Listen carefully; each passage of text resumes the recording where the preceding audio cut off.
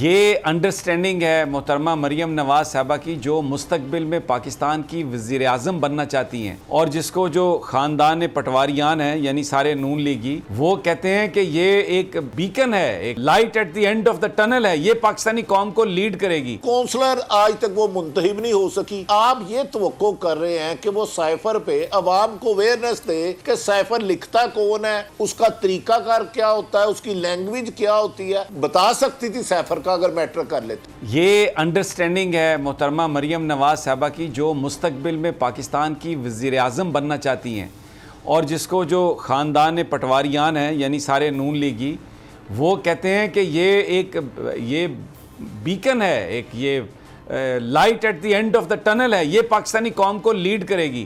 Understanding cipher کے بارے میں ان کی یہ ہے کہ بیرونی دنیا نے بھیجنے بند کر دیے ہیں، حالانکہ یہ مراسلہ پاکستانی سفیر بھیجتا ہے۔ بھٹی صاحب،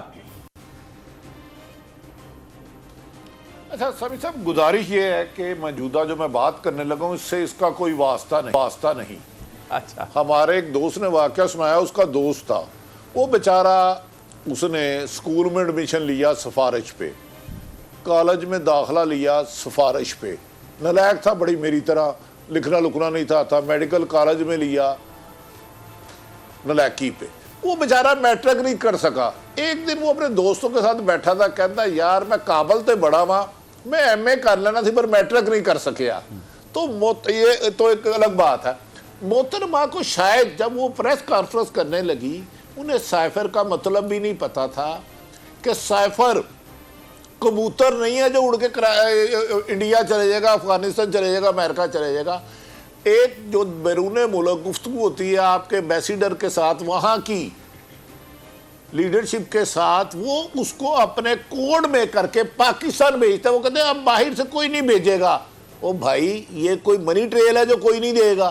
یہ پاکستانی ہے کہ پاناما بنے، 5 جج صاحبان بیٹھے، 4 پھر 3 بیٹھے، پھر جے آئی ڈی بنے تو منی ٹریل نہ دے۔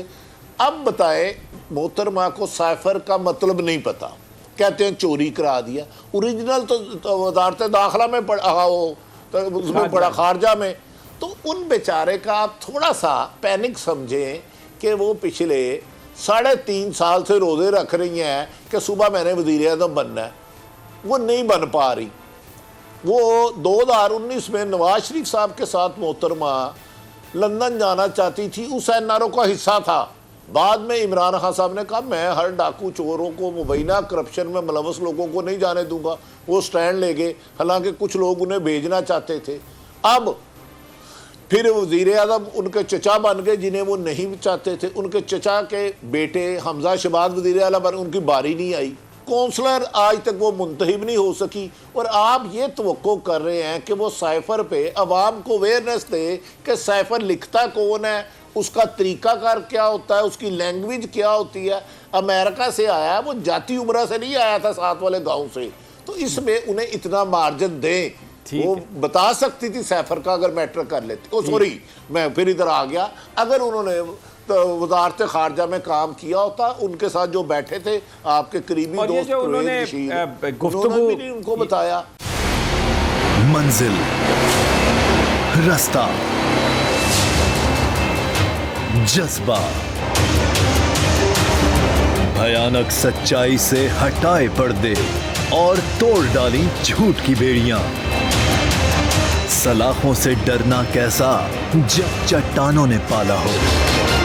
عمران خان بول کے ساتھ، جمعے سے اتوار رات 10 بجے صرف بول نیوز پر۔ سب سے زیادہ ویوز، سب سے زیادہ ریلز اور سب سے زیادہ ریٹنگ کے ساتھ بول اب بھی نمبر 1 پوزیشن پر برقرار۔